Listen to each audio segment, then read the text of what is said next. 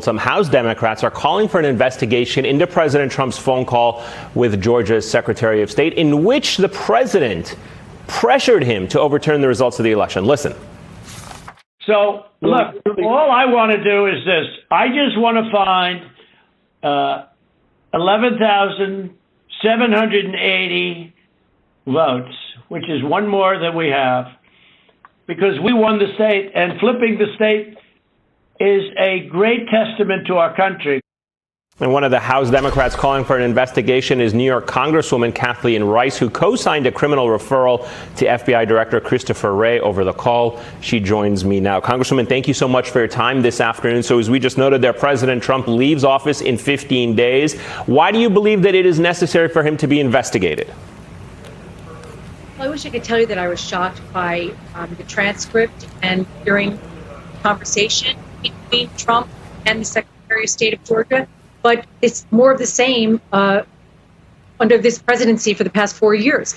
The point in writing the letter, my colleague Ted Lieu and I, the reason why we did this was because we cannot normalize this kind of behavior coming from the President of the United States. His increasingly dictatorial and authoritative behavior has got to be stopped, if only for the next 15 days while he is still president, but certainly to ensure that no man or woman who becomes president, serves as president after Trump, thinks that this is behavior that they can get away with.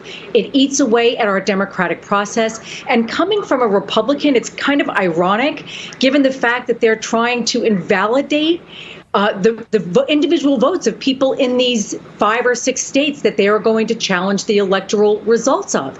And for a Republican Party that used to stand very much for states' rights, it is just a very curious place for a lot of my colleagues on the Republican side of the aisle to be. So to that point, we interviewed your co-writer or co-signator on that letter, Ted Lieu, Congressman Ted Lieu, yesterday. Have you received any response so far from the FBI director? If he doesn't respond, would you be willing to take this up with the incoming Justice Department? Well, I wouldn't expect to hear back from the FBI. Both Ted Lieu and I are former prosecutors, and the FBI, just as a matter of course, never comments on whether or not they are doing an investigation. So I would not expect to hear back from them. But they'll do their whatever investigation they do. But we cannot allow the American people to become so immune to this kind of dictatorial behavior coming out of the White House so as to just say, oh, it's just a little more of the same.